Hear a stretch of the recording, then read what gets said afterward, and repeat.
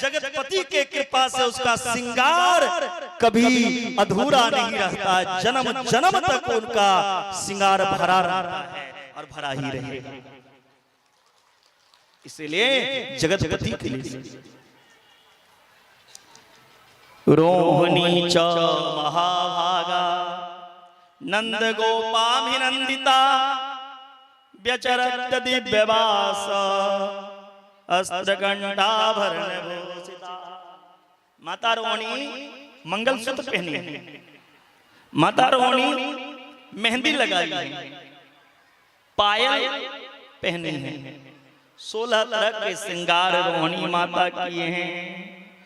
रोहिणी माता ने सोचा संसार के नियम अलग हैं, गोविंद के जन्मोत्सव है, गोविंद के जन्मोत्सव में कैसा संकोच। चलो लाला को देखवे को चलूं, लाला को देखवे आयो। लाला पालना में झूल रहे। जय जय गोकुले नंद दुलारे, नंद दुलारे प्राणों के प्यारे, प्राणों के प्यारे अंकियन के तारे, अखियन के तारे, अखियन के तारे। जय जय गोकुलेश नंद दुलारे। इतना सुंदर भगवान की सुंदर छवि को निहार रही हैं माता रोहिणी। अब रमा, ब्रह्माणी, इंद्राणी सभी देवी देवता भाव से नृत्य कर रही हैं नंद बाबा के यहाँ। नंद बाबा ने सोचा जन्म महोत्सव तो भैया ऐसे ही चलते रहोगे, जन्म महोत्सव तो प्रति वर्ष मनाएंगे, हर दिन मनाएंगे, लेकिन हमें एक काम और करना है। कंस महाराज को कर चुकाना है टैक्स। जिस तरह हम सरकार को टैक्स देते हैं, उसी तरह छोटे छोटे राजा बड़े राजा को टैक्स देते थे, कर देते थे। नंद बाबा ने सोचा जाना है मुझे कंस महाराज के यहाँ कर देने के लिए। माँ जसोदा से कहते हैं, हे जसोदा सुन, अब मैं जा रहा हूं कंस को कर देवे को, तुम लाला को देखभाल करियो। अब चले गए नंद बाबा कहाँ, कंस को कर देवे को। गोपान गोकुल रक्षाया निरूप्य मथुरां गता, नंदा कंसस्य वार्षिक्यम करम दातु कुरुद्वः। नंद बाबा ने मथुरा पहुंचकर कंस को कर दिया, और कर दे करके जब वापसी आ रहे थे नंद बाबा, तो रास्ते में नंद बाबा की भेंट वसुदेव जी के संग हुई। वसुदेव जी को पकड़ करके नंद बाबा रोने लगे। अहो ते देव की पुत्रा कंसे बहु हता, एका वशिष्ठ वरजा कन्या सापि दिवं गता। देखिए वसुदेव जी, हृदय में पुत्र के वियोग का शोक है। वसुदेव जी, कितने दुख की बात है, कष्ट की बात है। आपके घर जितने पुत्र के जन्म भये ना, वो पापी कंस सभी पुत्र को मार दिया। वसुदेव जी, मैंने सुना 8वीं आपके घर एक कन्या की जन्म हुई। वो पापी कंस को कन्या पर भी दया नहीं आई। वो पापी कंस इतनी निर्दयी है, उस कन्या को भी शापित दिवंगता, उन कन्या का भी हत्या कर दिया। वसुदेव जी कहने लगे नंद बाबा से, मैं अब रोकर ही क्या करूंगा, मैं विधाता की यही इच्छा थी। आपके पुत्र को मैं अपना पुत्र मान लूंगा। वसुदेव जी यह नहीं कहा जो तुम्हारे घर में जो पुत्र हैं वो मेरे पुत्र हैं, नहीं तो सारा भेद खुल जाता। वसुदेव जी कहने लगे, आपके पुत्र को अपना पुत्र मान लूंगा, क्या आपका पुत्र मेरा पुत्र नहीं हो सकता? नंद बाबा बहुत प्रसन्न हुए। अरे क्यों नहीं होंगे, आपको लाला मेरो छोरा तुम्हारो छोरा, ऐसा होना चाहिए। तो ठीक है, क्योंकि नियम तो कहता है अपने मित्र के दुख में जो दुखी नहीं हो वह मनुष्य पापी है। गोस्वामी बाबा कहते हैं, जे न मित्र दुख हो ही दुखारी, तिनहि बिलोकत पातक भारी। निज दुख गिरी समरज करि जाना, मित्र के दुख रज मेरु समाना। मित्र के दुख रज मेरु समाना। जो अपने मित्र के दुख को देखकर दुखित ना, उसकी दुख दूर करने की चेष्टा ना करे, ऐसे मनुष्य को देखने में भी पाप है और वह मनुष्य पापी कहलाता है। मित्र के दुख पहाड़ के समान हैं, इसीलिए मित्र के दुख को दूर करने की चेष्टा करना चाहिए। नेहम अस्तेयं स्थितं संतास्य गोकुले।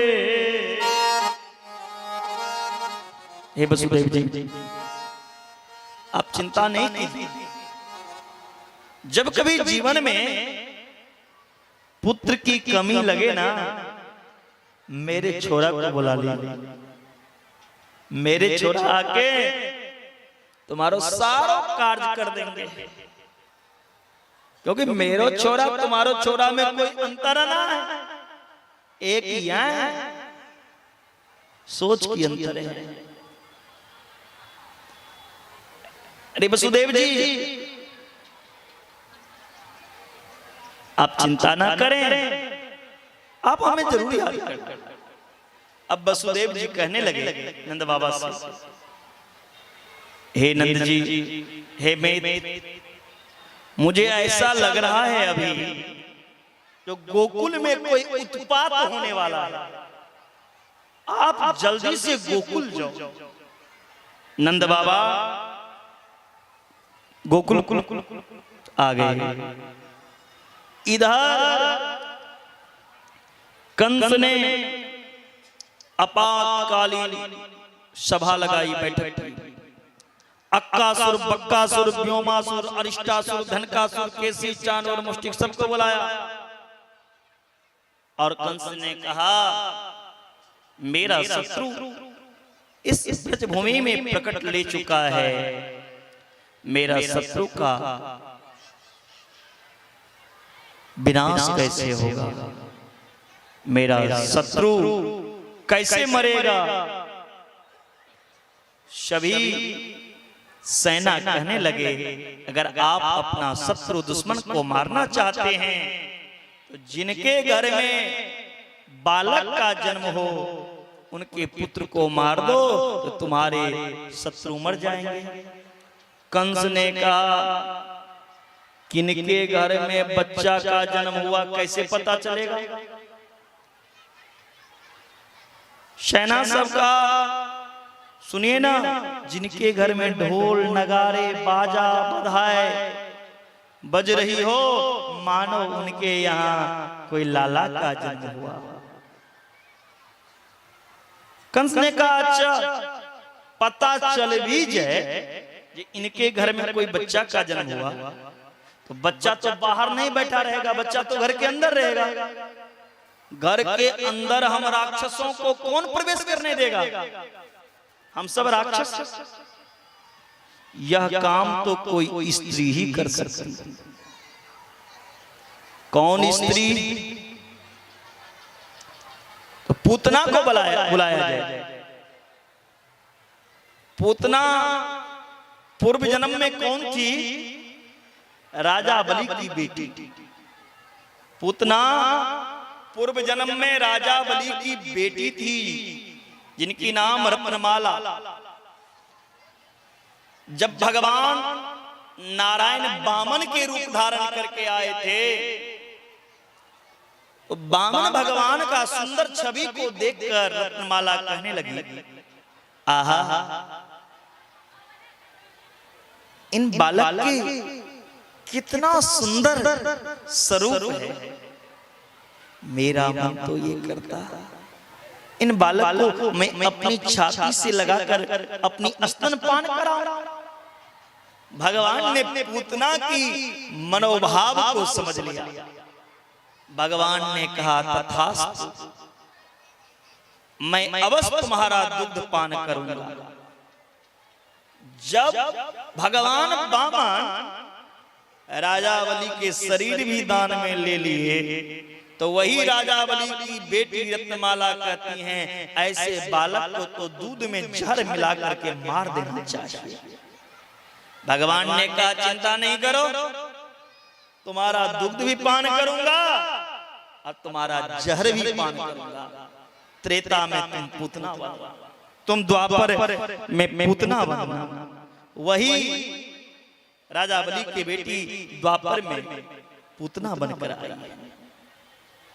बक राजा की पुत्री बकी। पूतना की 14 जगह वास है, अविद्या की 14 जगह वास है। पूतना कहा किसे जाए?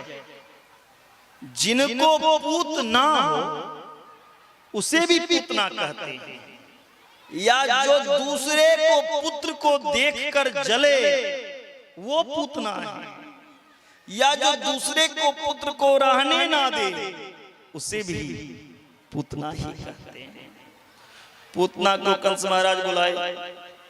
पूतना की इतना बड़ो बड़ो दांत, कंस महाराज तो खुदे डर गए। अरे राक्षसनी, यार पूतना लेकर के सूरत लेकर के तू कैसे जाओगी? नेक्स्ट सजूज लेती।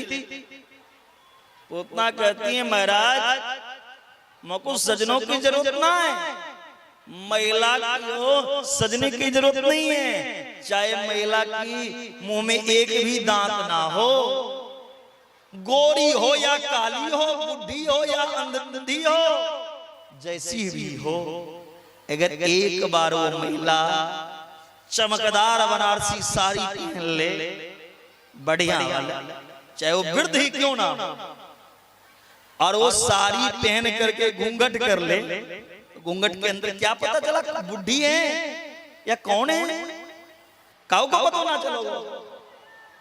पूतना कहती, महिला में यही खास है, मैं घूंघट कर लूंगी, अब घूंघट करके चली जाऊंगी। अरे भैया, एक घूंघट त्रेता में करती थी मां जानकी दशरथ जी से। और एक घूंघट ये कलयुग की महिलाएं करती हैं, ऐसे घूंघट कर लियो पीछे ऐसे दिख रहा अब घूंघट करके और घूंघट के अंदर से बोल रहो अपने ससुर से बोलवे लग दो, आजा बजबारे तेरे मुंह पे हंडिया फोड़ूंगी, कर रही ससुर से घूंघट। ब्रज की कहावतें, वृंदावन की कहावतें तो आजकल की माता